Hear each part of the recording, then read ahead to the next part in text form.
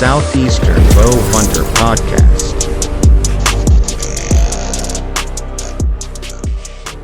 What is going on, guys? Welcome to another episode of Southeastern Bow Hunter Podcast. Man, today was a busy day. I ain't even gonna lie. Went to work, had to go cut grass at the church, and then came home and gonna be doing 2 podcasts today. So not sure how these are gonna fall as far as dropping or anything like that. I hope you guys enjoy them. But I'm exhausted.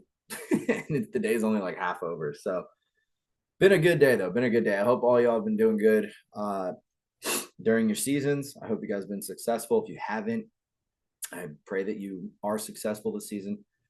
This episode is going to be with one of my buddies, Joel Scott. And a lot of y'all probably don't know who he is. I have recently become friends with Joel, and he's a friend of my wife's work friend who's a hunter and actually just started bow hunting. So this episode is going to be, I'm probably going to give some opinions on some products and stuff, obviously, that I use, but I'm just going to be giving him what I think would be some good advice as far as like what to use, and we're just going to get to learn who Joel really is. So hope you guys are looking forward to it. I hope you guys enjoy this episode. If you want to support any of the partners that we have, I am running through these intros a little bit quicker for now, but all the links to the partners are down in the description with all of the codes in order to save you some money. I'm going to run through these real fast, and then we're going to start with Joel. So partners, man, Working Class Bow Hunter, Osseo Gear, the camo brand that I trust. Been using them for a while, and I absolutely love their pattern. It's going to be running the Wrap X next week. Well, I say next week. At the time of recording this next week, because we're about to get a cold front. Very excited about that. Summit stands. Man, I cannot complain about my Summit stands. My Dual Threat Pro SD has been doing great. I'm looking at getting an open shot so I can have a little bit more of an open, I guess, area, where I don't have to be standing up the whole time. But I love what Summit does. I love the products that they make. The Boutique, awesome custom arrow wraps. Berkey Bowsmith is Bow Wizard when it comes down to tuning bows. G5 Outdoors, my favorite broadhead company that's out there. Very thankful to be working with them and be using the Mega Meat full time this year. Prime Archery, I've got my bow behind me, the Prime Form 34. Can't wait to get Brian back on here and talk about the new bows that are coming. Be on the lookout for that. Dialed Archery, best bow sights on the market. Moultrie Mobile cell camera that I have been using for a long time. Bought some a few years ago and always liked them. Even when I was working with a different company, I always had that spare one that I would have out. So been using Moultrie for a while. Really like the stuff that they put out. Very thankful to be working with them. Bow Hunting League, obviously love those guys. They're doing great things for the bow hunting community. Boning Archery, 1227 Productions, Scrape Doctor, and last but not least, Victory Archery. So running through all of that, trying to get these a little bit quicker. I do need to explain a little bit, like, if you guys want to skip through all these partner reads and stuff like that, that's fine. I don't recommend it because you can save a lot of money on these products, but if you don't want to listen to it, that is perfectly fine. I am not, begging you guys to listen to it. I get it. Some of these intros can be very long. I'm trying to shorten them up a little bit, but sometimes, especially if something drops, I have to talk about it, and I want to talk about it. So that's all the partners. Obviously, before we get started with Joel, I have to talk to you guys about Jesus. I mean, that is the focal point of my entire life. And even though I still fall short a lot of times, having him be there to be the one that catches me and help me get up again. Jesus even said a righteous man falls 7 times and rises 7 more times. So, man, I can't say enough about what Jesus has been doing in my life, in the world. I mean, we see a lot of negative stuff in the world right now, but when you can turn to Jesus, you get to see the greatest things in existence. I mean, you truly do. You feel a type of peace that no one else can bring you. I've been feeling it today. I mean, a lot of times I get frustrated with something and immediately it's like, well, why am I stressing out about that? I've got Jesus, and you guys can have that too.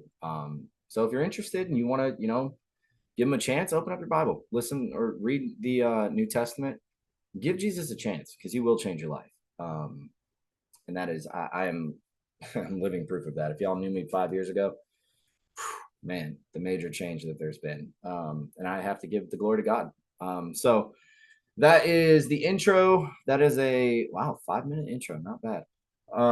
Yeah, Joel's waiting on us. He actually just texted me saying he's ready. So we're gonna go ahead and jump in with Joel Scott, learn about his archery journey, and see where we go from there. So I've shouted him out on the podcast before in an intro. His girlfriend is friends with my wife. They always talk crap about us. So now it's our turn to talk crap about them. Totally kidding. Don't feel like dealing with all that. But I got my buddy Joel Scott on the podcast. Dude, we were just kind of talking a little bit. So you have been hunting for 23 years. 3 years. 3 years. 3 years, not 23. You said 2002, didn't you? No, 2022. Oh, 22. Oh, yeah. Wow. Okay. Yeah. Okay. What, dude? So basically one of my son's friends. So this is gonna be cool. I'm not even gonna tell my son that like we're doing this. I'm gonna send him the link and he's gonna be like, oh my god, this is so cool. Because like fanboy moment here, right? really appreciate you having me on. Yeah, honestly. Of course. But yeah, so one of my son's friends got his first deer about like 3 years ago. And so my son, came home and was like, Dad, will you take me hunting? I said, yes, without knowing anything about hunting at all. So like any good dad, when you have a problem, you just go to YouTube and you start, like, all right, like start learning as much as you can. And so that's pretty much how I got my first going. I mean, I killed my first deer with my truck on accident. So the second time hearing it, it's still just as funny. It's still funny. Yeah. I mean, honestly, I took it to the processor and I just like, hey, make this into jerky, like, I don't know what to do. Hey, it counts. It counts. But, I don't know if you had to notch the tag or not, but it still counts. The first year, because I was rifle hunting, like full disclosure, like I know this is a bow hunting podcast and I love it. Because this year is the first year I've started trying to bow hunt. And a large part of it is because of your podcast and just trying to expand my options, extend my season. And the urban hunting thing that you did like touched something inside of me in a fun way. Cause I was like, ooh, we've texted back and forth and I've sent you some pictures of some of the deer that, are in some of these neighborhoods. And, but yeah, so I was rifle hunting for the last, 3 years until this season. And it's been fun. I shot my first buck last year. A pretty solid, I think it's 6 point. I think you sent me a photo of it. I did. Yeah, I did send a picture. Let me go look. But yeah, it's been kind of, I mean, I am a, what do they call them? Like a subsistence hunter. Like trophies are cool. And there's that question of, if you've got a mature deer or a mature buck and, a doe, which one are you going to shoot at? Well, yeah, of course I'm going to shoot the mature buck, but not a doubt. I got no problem shooting does all day long. Yeah. Yeah, that dude. And it's good that you've got that. Cause like, I'm sure you've heard on the podcast, but growing up playing deer hunter as a kid. Yeah. And every deer I shoot is like 150 plus inch deer. Yeah. And I get pissed off when it's a spike. Yeah. In the game. And it's like, I thought that's what hunting was like. And then I went out there and dude, I had, the property I was on had probably 2 or 3 120, 130 inch bucks. And I remember asking Josh, I was like, dude, can I shoot one of these? Because I'm thinking it's that easy, right? Yeah. And I did kill a buck my first sit, but he was like this 1.5 year old, 50 inch, nothing. Like I've got his rack back there. You can't even see it. Yeah.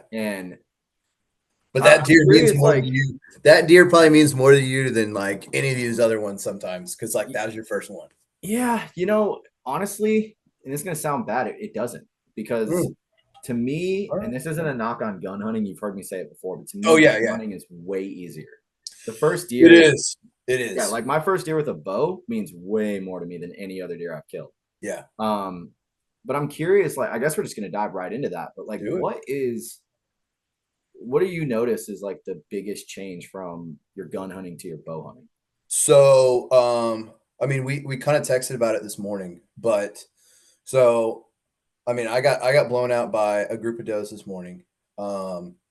And it was, I mean, the littlest movement, if your scent control is wrong, if your wind is wrong, there is zero margin of error when it comes to, because your standoff distance, right? Like if Mhm. it's one of those things that I can be, 100 yards out with, a 30-06, I don't even need to be in camouflage. Yeah. You know what I mean? Like the last deer that I shot last season, I was in blue jeans and like a flannel. Like everybody else, oh, grandpa used to wear a red flannel when he went to go shoot. But Hey, yeah, I my was bear I was did. in a flannel and blue jeans wearing Crocs in a box blind. You know what I mean? Like it was, but and Mhm. I mean like that deer is still, I mean there's still pieces of him in the freezer, or her in the freezer right now, Mhm. and cool. And that's what to me that's what it is. I want to be able to feed my family, quality game meat. And I enjoy the sport of it. Yeah. But transitioning into, trying to learn bow hunting, the the movement, the scent control, like I scent control was something I never even thought about. Yeah. You know what I'm saying? Like it never, like I heard about it when I was like first learning and watching YouTube videos, but like I had a conversation with Erica the other day. I'm like, hey, don't wash those clothes. I'll take care of that, because she'll throw in some scent beads, some gain scent Yeah. beads, and like I'm like, great, now I smell like a rose bush out in the woods. I can't wear those clothes anymore. Sorry, gotta go Yeah. buy I new mean, clothes. dude, but see, the thing is, like, scent control. Do you know who Cody DeQuisto is? Yeah, the name sounds familiar. Okay. So I used to be so, and literally, you probably heard Jessica complain about it to Erica, because I used to be so weird about my scent control. Like, all year long, I use that green, I forget what the brand name is, but the green scent killing, Mhm. shampoo The or body shampoo, body soap, wash, yeah. whatever. Uh-huh. Yeah, I wash all my hunting clothes and scent free stuff. I still do that, right? Like, it helps, Yeah. but I would be so weird about it and use all the latest stuff like nose jammer, dead downwind. I've Mhm. landed on camo dust because out of all of that stuff, it's the only one that I actually have hunted on a bad wind and seen the scent checker go straight to where the deer came from or are coming from, and they don't Mhm. smell me, or maybe they Yeah. do and they just don't care. Yeah. But Cody DeQuisto had a good breakdown of it, where he's like, you're never going to be scent free.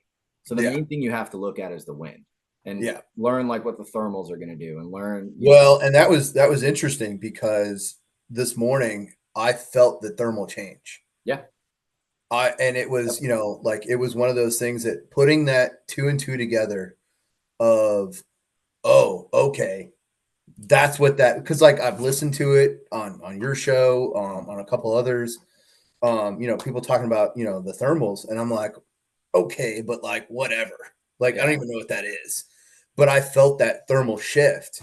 yeah, And so that was interesting. Like I had that light bulb moment this morning, yep. for sure. What I meant to And ask you when you said you got blown at, I was curious if it was because they saw you, because you're doing it literally the hardest way you can is you're hunting. oh, I know. I'm on the ground. I I've tried was that, dude. so I was Oh about my god. 15 yards away from her. Yeah. Now I saw her come in, and I don't, because I wasn't anywhere near where she wasn't walking anywhere near where I had. So like she might not have smelled me, but I also was, like I moved maybe a little bit too much or whatever. But yeah, she spotted something, and I mean I'm watching her. And I mean I watched the foot go up and then it goes down again, and I'm like, "Oh man, I'm busted." And I mean I've got my bow, and I'm not even like starting to draw back. Yeah. And I leaned to try and like put, like a bigger tree in between us so that I could start to like, because she was close enough, I was going to take the shot. Yeah. Like I sent you that picture. That was barely zoomed in. That was maybe like a 2 times zoom. Yeah.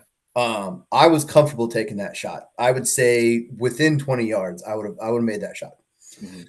And because again, not an experienced bow hunter.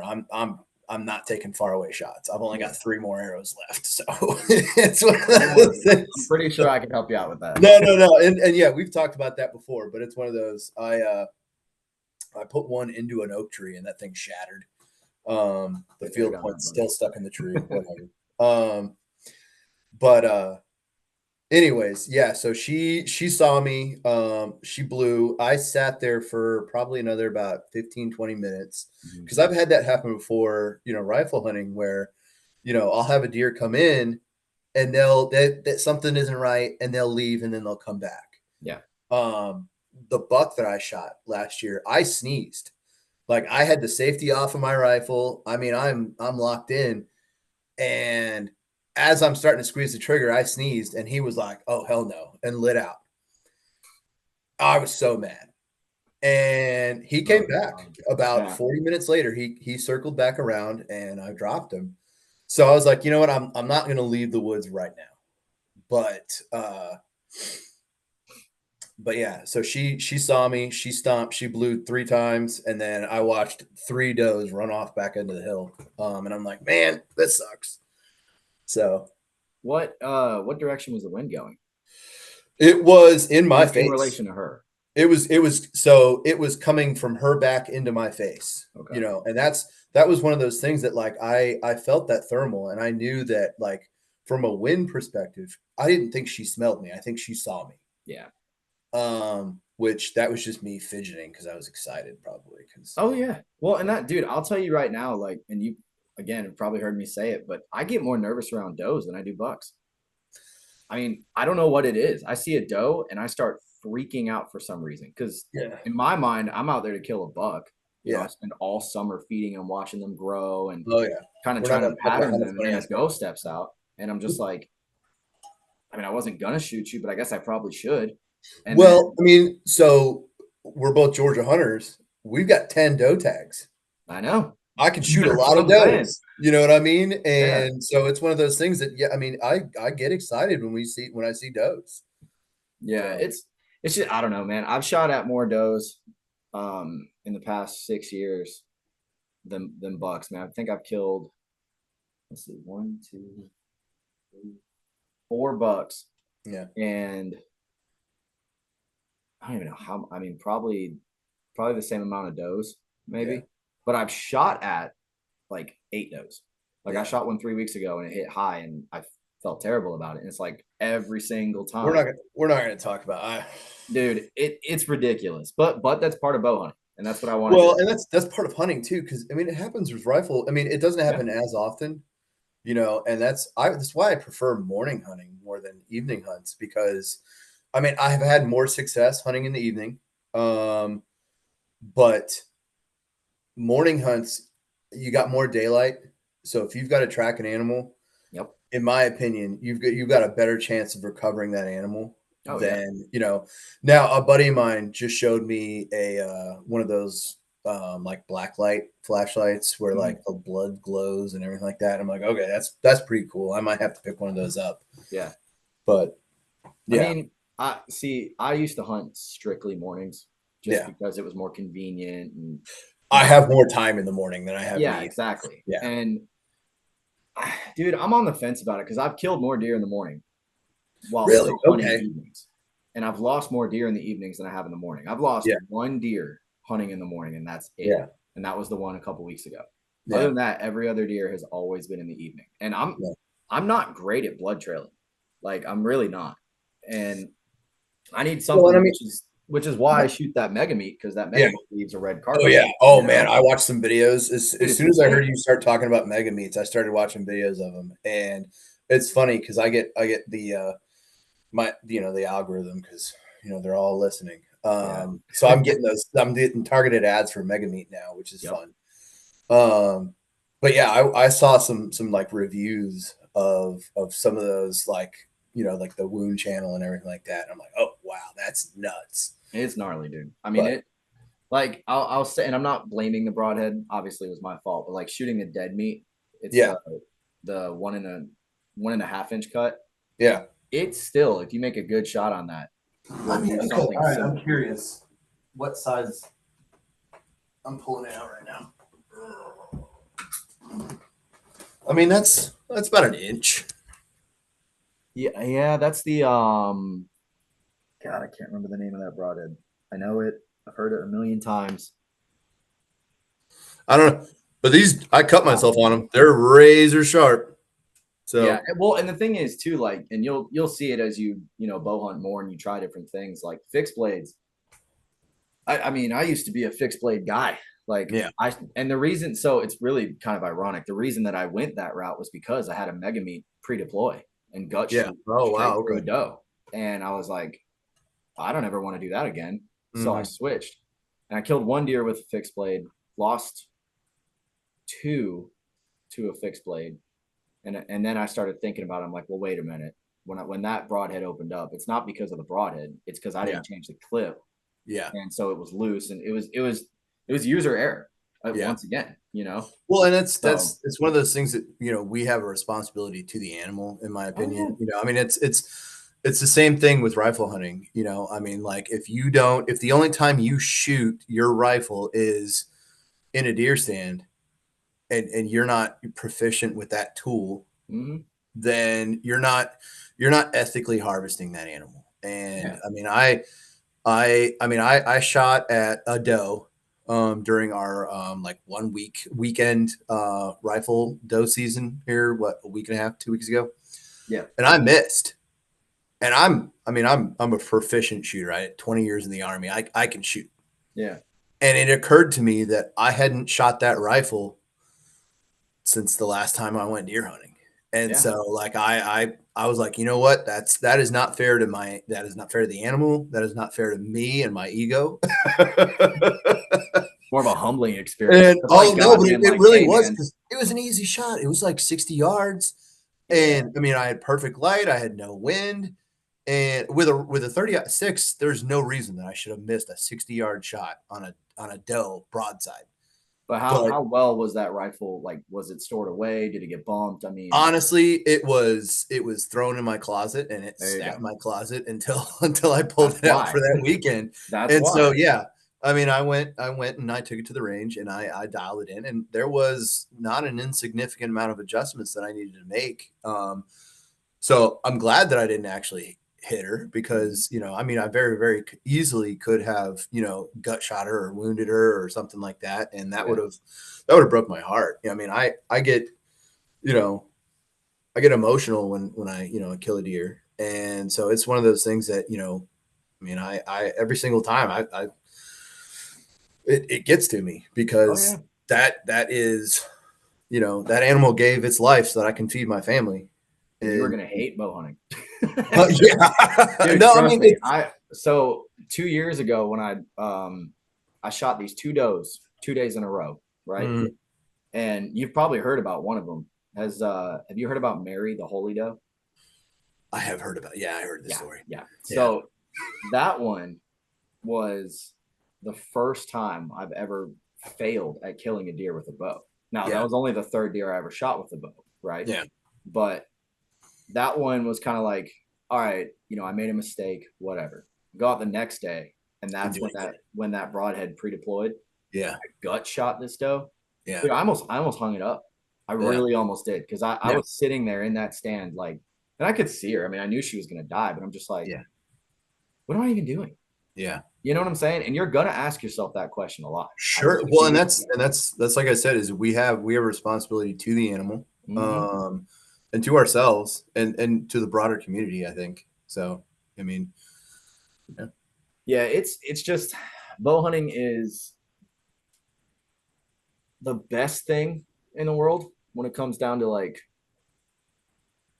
or let me say this, in my opinion, bow hunting is the best type of deer hunting, right? Mhm. But it also is the worst type of deer hunting, because if you make one simple mistake, Yeah.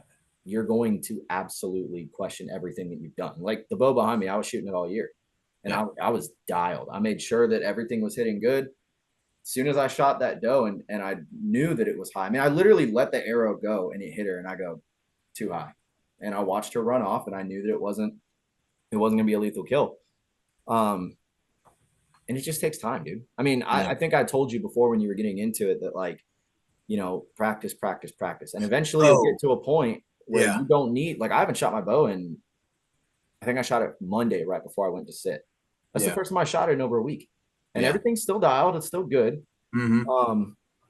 Should I shoot it more? Probably. I'm probably going to shoot Yeah. it when we get off of here.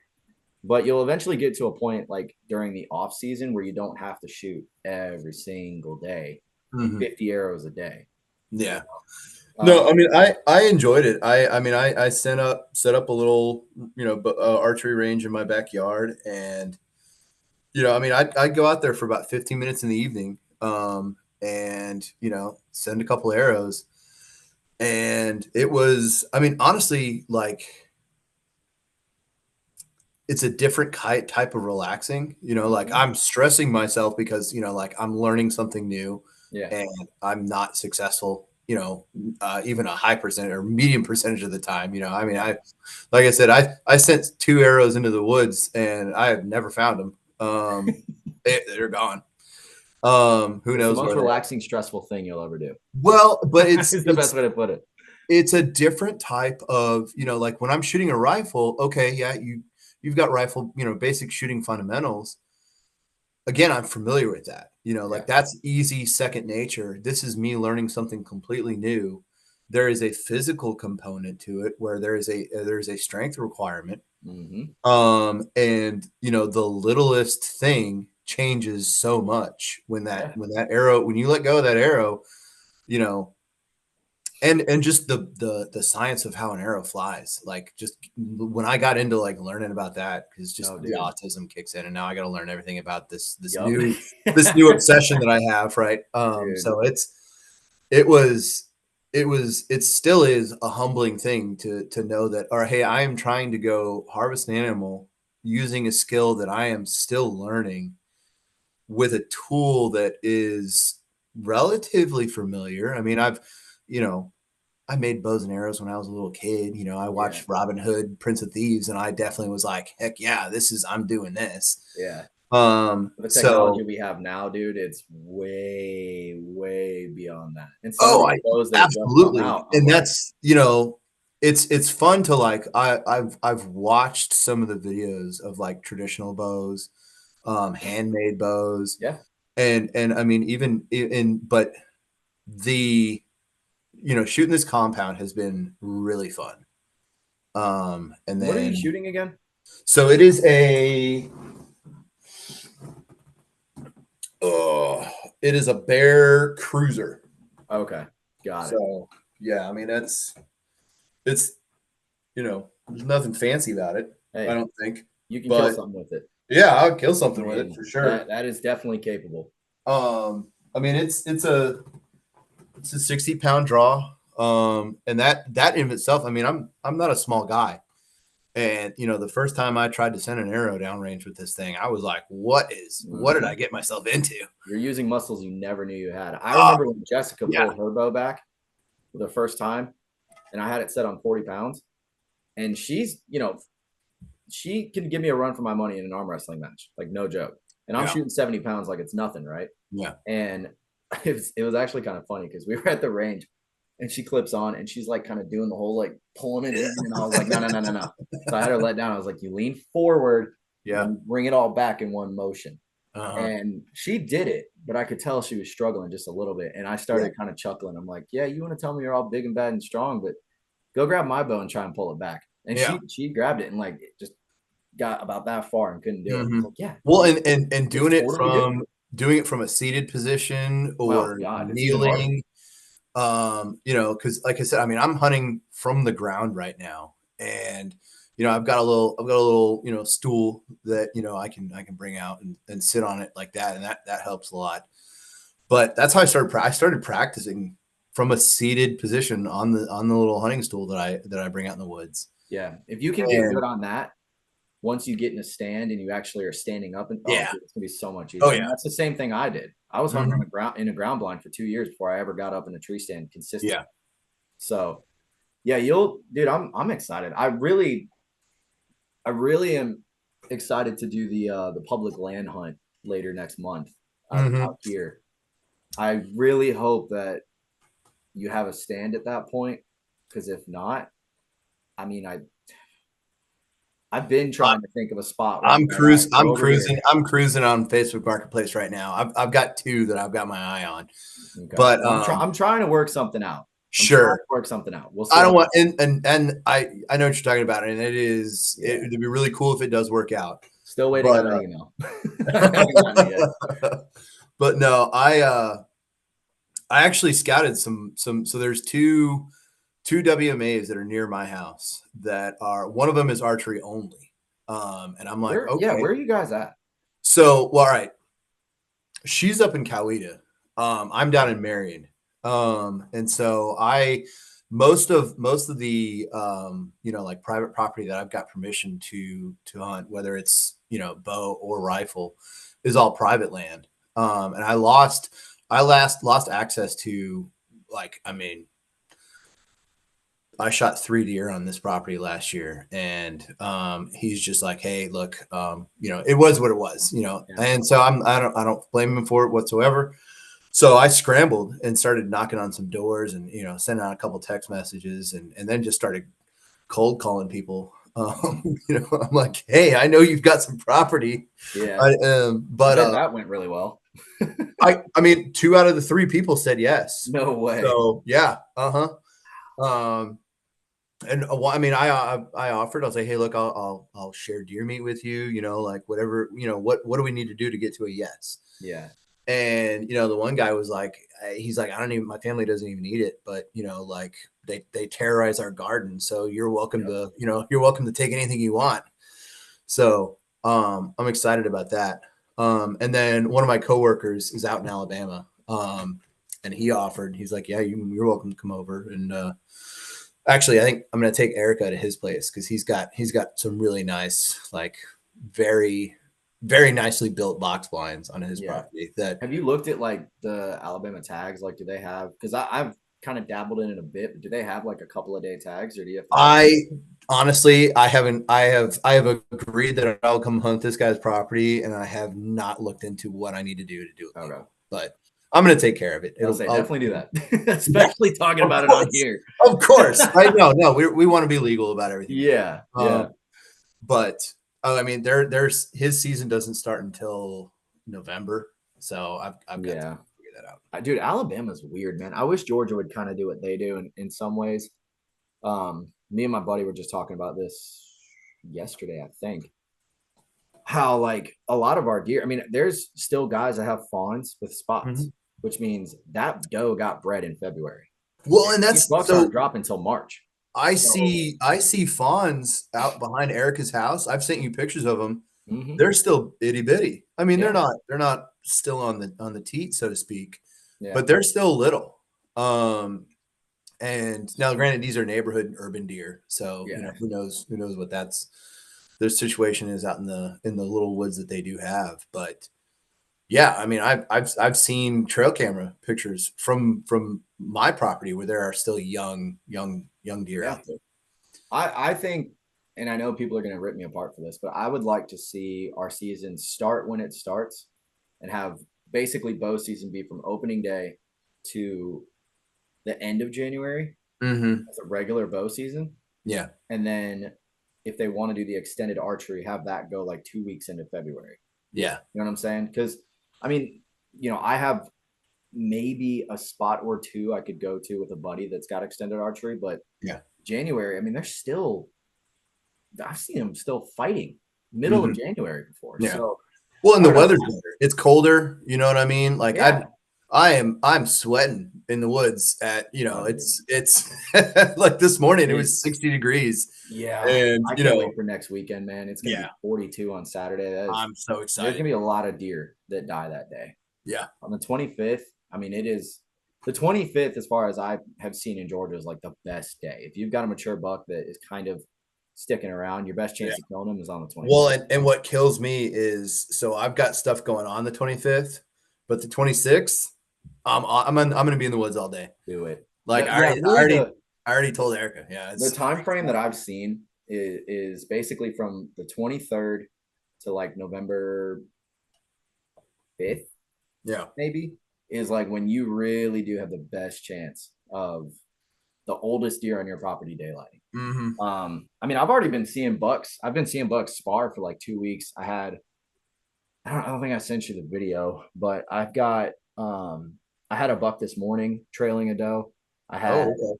another buck on a different property. Looked like he was chasing a doe. I mean, I'm not saying a rut's starting, but these does are about to start coming into heat. Yeah, And it's pre-rut kind yeah, of and stuff. it's gonna heat up, man. Like I Yeah. prefer pre-rut over the rut personally. Yeah. Mm-hmm. They're way more responsive. So what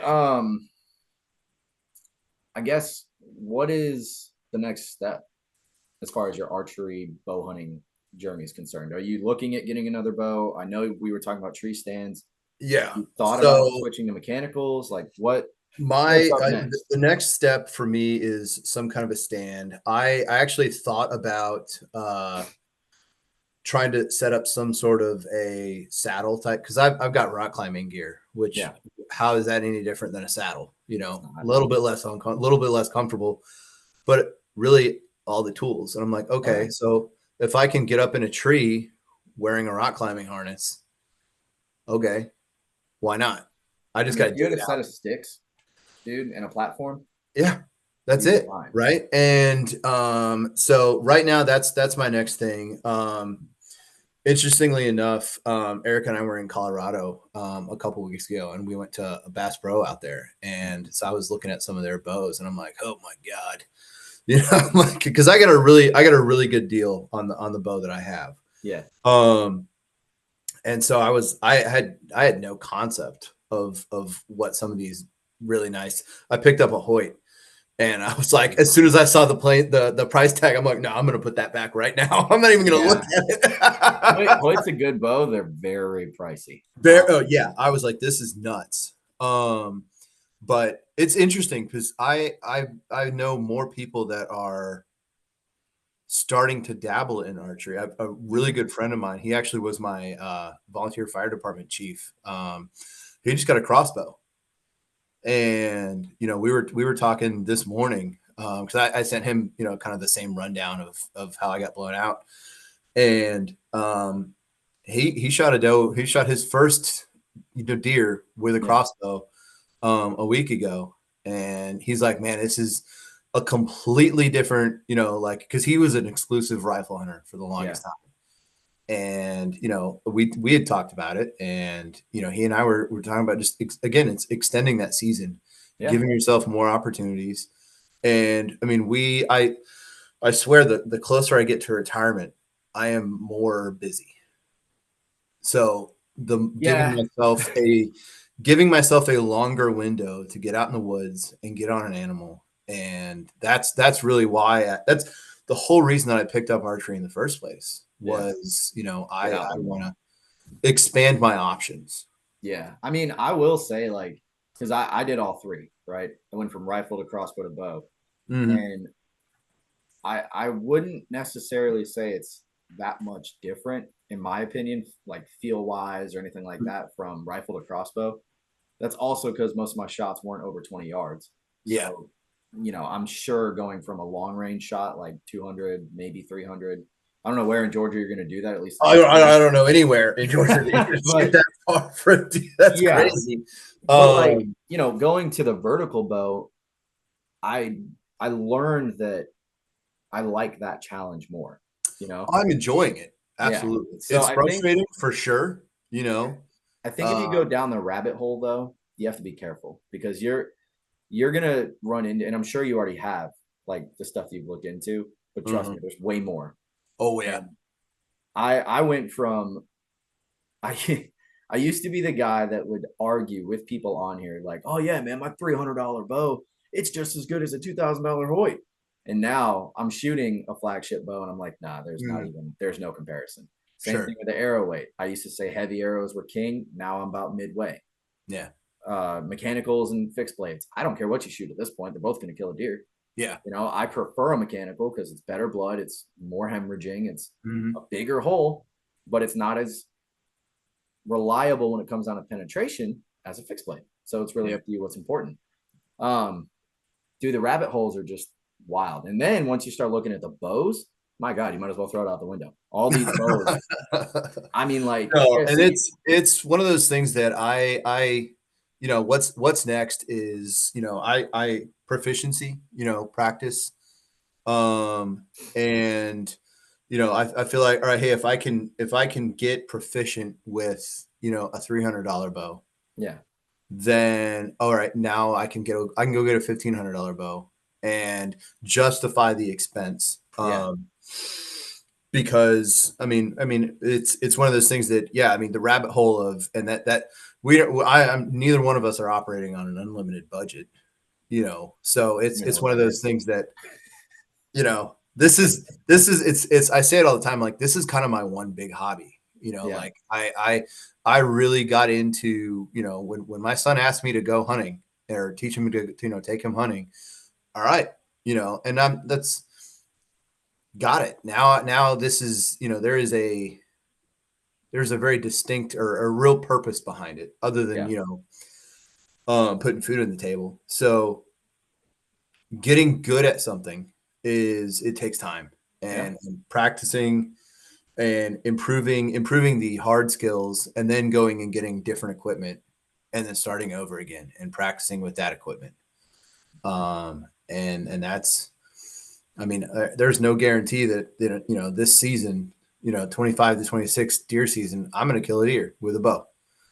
I know I'm going to take a couple with a rifle, yeah, but I've got more, I'd say about equal land access for archery than I do with rifle. So I'm all about creating options for myself. And that's really the part that I'm most excited about, is I've got a completely different, skill set that I can take this, into different option areas.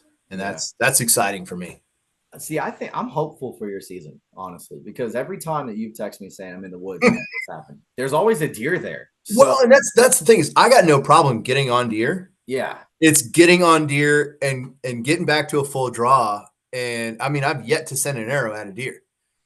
I can get on deer, and that's I think that's one of those things that I'm not coming into bow hunting without basic woods skills. hmm, Like I understand generally how a deer thinks. I understand habitat and, food. Um, I'm like I said, I'm learning a little bit more about like thermals and wind and the importance of that kind yeah, of stuff. But, you know, I'm not coming into this completely ignorant. yeah, Not that there's anything wrong with being ignorant as long as you're learning. But my learning curve is different, right? My yeah. learning curve is with my equipment more than it is with getting on animals. And the funny thing about that is you're gonna find that the the two are going to meet at some point. Because I'll tell you right now, dude, I've drawn back on many deer and I still question when I should do it. Yeah. I still watch them and I'm like, is now the right time? No. Wait 30 seconds. Okay, now is the no. Okay, now. And then, Yeah. and it just that's the beautiful thing about bow hunting, or just really, yeah, really bow hunting is it's a learning process. You know Mm-hmm. what I'm saying? Like, I think I've been doing it consecutively now since 2021 and I still mess up. Yeah. I mean, shoot, man, I've always said I would never shoot a spike, and I almost shot one last year, just because I'm very picky, right? Yeah. And I shouldn't be, and I'm working on that. But last year, my last sit, there was a spike that was 15 yards away from me, and I'm Mm-hmm. hunting my climber like a saddle. Like I literally have my safety harness strap connected to the tree. I've got the tree facing me. My bow's hanging on a tree spike, Mm-hmm. and I'm like leaning back just because if I'm in the front of the tree, they can see me. If I'm using the tree to cover me, I'm a Yep. little bit better off. The spike comes walking in, and just to play with him, I just grab the bow, and he sees me. He's Yeah. definitely watching me, and I grab the bow, clip on, and I just kind of lift up a bit, and he's still just watching me. And then he turns broadside, and I draw back. I made it about right here, and he just gone. And I was like, all right, well, if I can't even kill a spike, what am I doing here? But that's the fun part about it. Yeah. And I'm hopeful for you. I really am. I think that, Oh, I am too. especially with And this it's cold weather coming, you're going I'm to see so excited. many. Every morning I take the dogs out for a walk every single morning. I'm like, oh man, you Yep. know, And once you get in a tree stand and you're it's not on the ground at eye level with them, yeah. as long as you pick a tree that's got good cover, you're fine. Well, and I'm sure what's you've got funny is I've got 2 trees that I've kind of already identified. I'm like, you know what? When I get a tree stand, it's going in one of those 2 trees Yeah. because like I've been able to pattern these animals, and I think that's one of the again the weird. I'm not even going to call it an advantage, but the sitting in the woods, essentially at eye level with a deer and watching where they're moving, Yep. And the area that I'm at right now that I'm primarily bow hunting, there's a ridge about, I don't know, 250 yards further back. Mm-hmm. And I've watched them basically travel along, like just below the crest of this ridge. And I mean, I walked over there and I mean, it's like a super highway of a deer trail. Like there's not even leaves on it.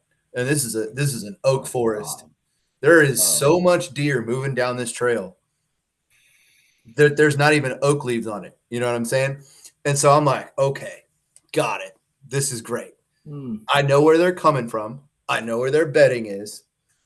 I know where their food is. Perfect. You just need a tree stand. And then and it's that okay. Hey, cool. It's a process. And it's a process, but we can speed it up if we get to a tree stand. That's the problem. That's the problem. I mean, it's part of the process. I know. And the fun part is, like I said, getting out there. I don't have a problem getting on deer. Now none of these are mature deer whatsoever, but they're deer, and it's just fun to watch them, man. That's what I was going to comment on. I watched that 4-point that I sent you a video of. Yeah. I must have watched that deer for 15 minutes. You know what I mean? And I mean, he was watching me and I was watching him, and I was in a bad position. Like I knew that I was in a bad position, and it was just one of those, like, I think he knew that there wasn't anything I was going to do. Mm-hmm.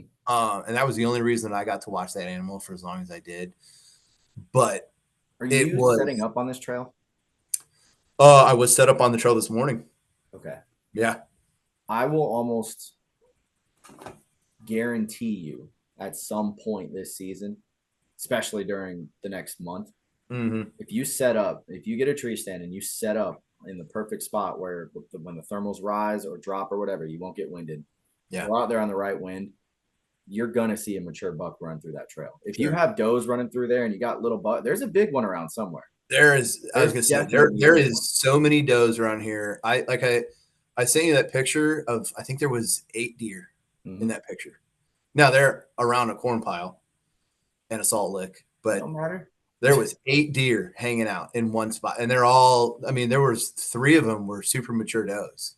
Yeah. There was probably 3 generations of, a family unit right there. There's a daddy buck running around somewhere that's taking care of those girls. If you have a trail that's beat down so much there's no leaves, you definitely will. Because you could be, and I'd have to see like the actual, pin or see it, but you could be just set up on a funnel and not even know it. Yeah. There could be something there that's causing those deer to all funnel in right there, that's what it sounds like. I mean, it's an urban environment. The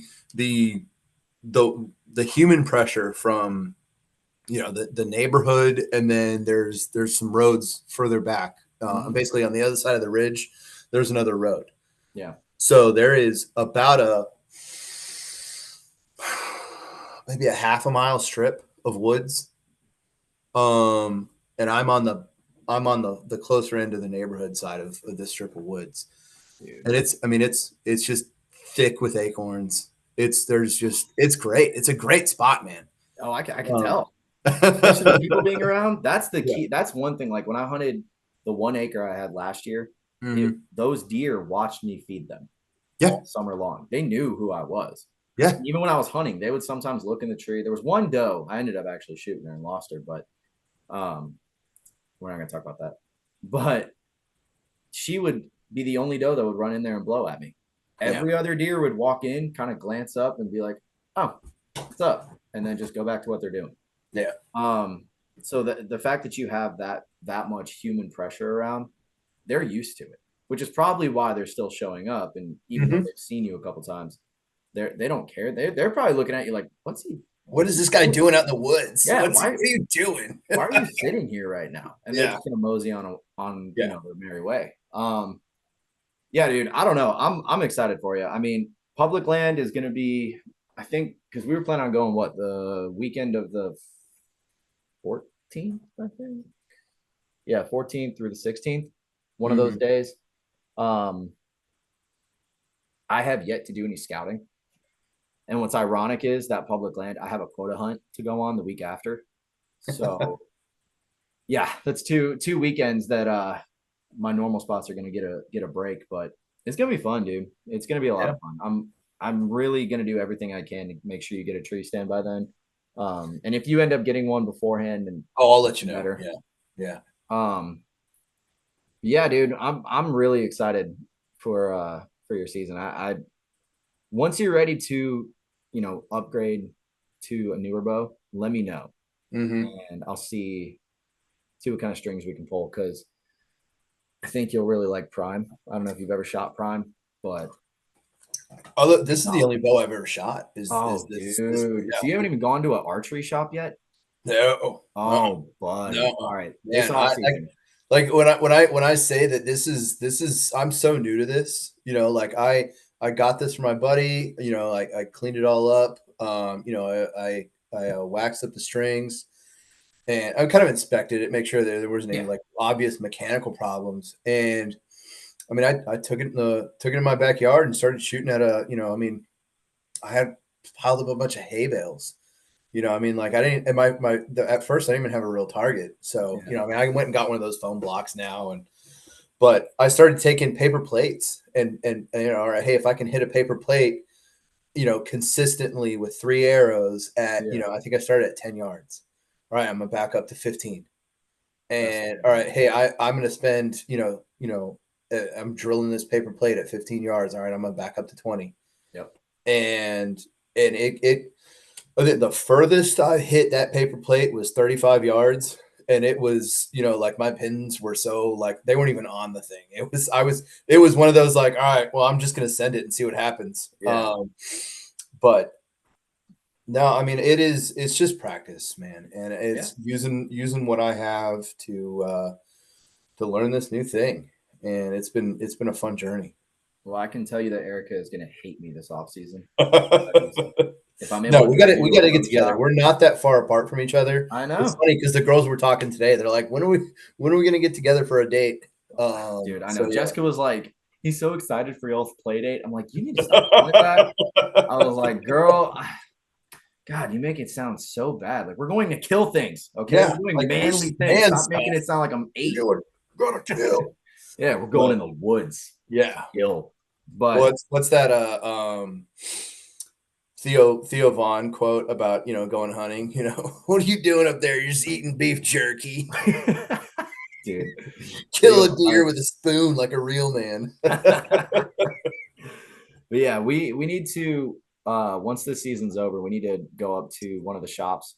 Probably I would recommend the one in Social Circle, just because I know the guys. Yeah, let's go there. And you can shoot all the other bows, especially the new lineups that are going to be out. And like I said, Erica's going to hate me, and you're probably going to hate me because you're going to want to get at least one of them.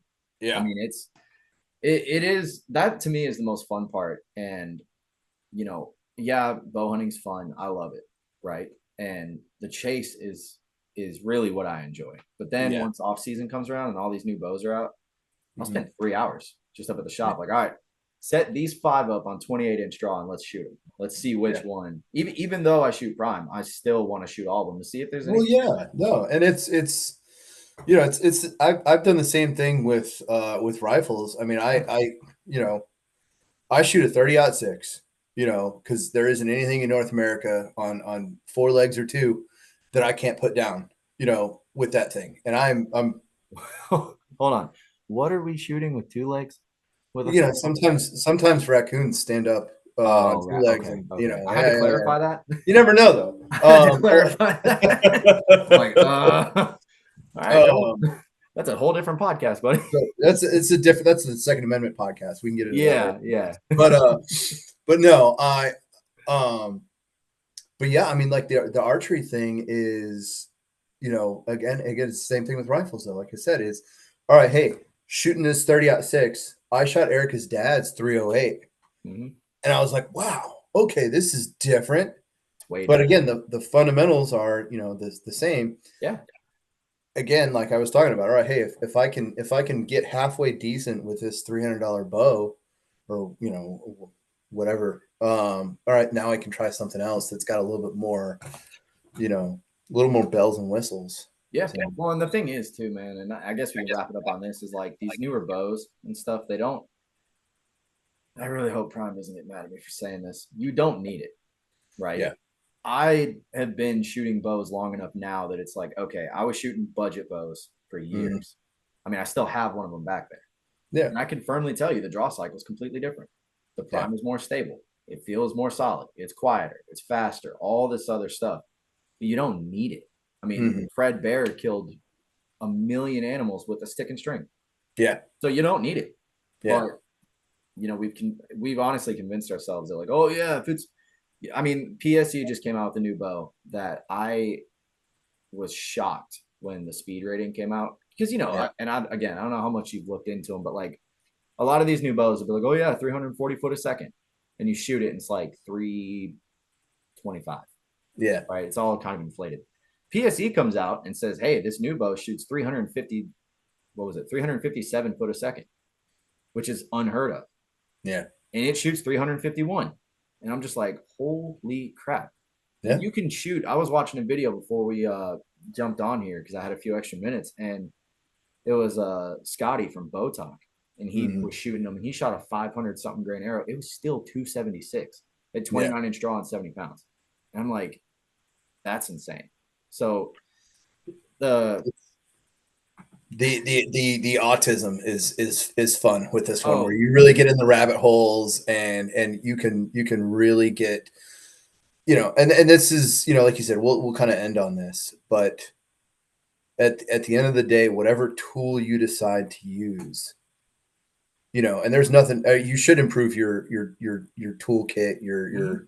your physical tools, and your woodsmanship, your bushcraft, um being able to, like, recognize areas for self-improvement, is something that, like, especially as I get older, I Mhm. realize, like, I know how much I don't know, and that's been one of the funnest parts about picking up a bow, is I know nothing. And so, being able to learn, a new skill, and then one day teach it to my son is really exciting. So, Well, I hope he responds to it better than Tiffany has, because she shot a bow one time. well, So so I've got him one of those, like the little, it's like a green, I don't know what it's called. It's the they bear. got him at Academy or whatever, Yep. and he's got it. Well, he's got one, and I mean, he can hit a hay bale. Yeah, But I took Tiff to the range one time, and she only wanted to shoot the little dinosaur. It was the yeah, middle of January, season was over. She's in this big old hoodie, and she's just like kind of holding it back. And I've got yeah. videos where she's up and down and just side to side, and then she finally just, and the arrow goes, and that's Oh it. no, And I'm just like, you hit it. And this was like 4 years ago, right? yeah, But still, it was cool. She has been asking to go, and I've been slacking because yeah, I don't have any 2 people tree stands.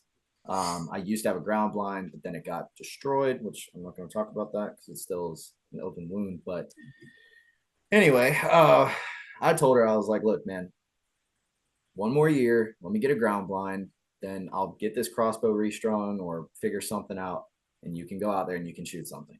yeah, But you're gonna gut it. And she was like, no, I'm not. I'm like, no, you're gonna gut it. I had to do it at first. You got to yeah. do it now.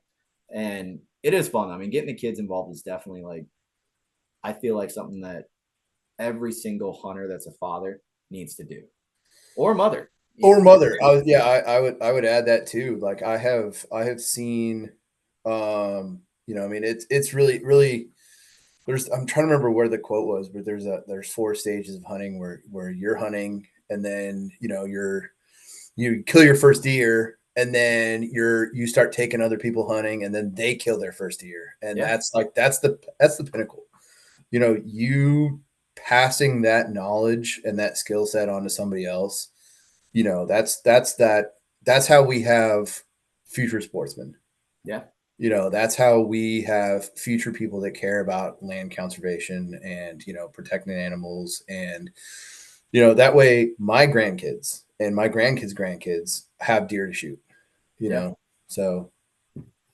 Dude, hell of a way to end the episode. Absolutely. I love doing it like that. Absolutely. But thank you for coming on, man. Thank you for having me. Yeah, of course. We'll set up more, we'll kind of lock down details and stuff for the November hunt at some point.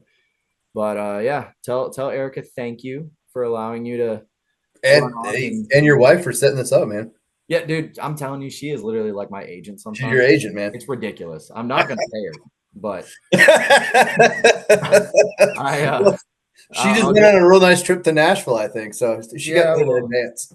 None of that money came out of my pockets. But awesome, buddy. Yeah, we'll get you back on after season, and we'll do like a season recap and that'd be fun, man.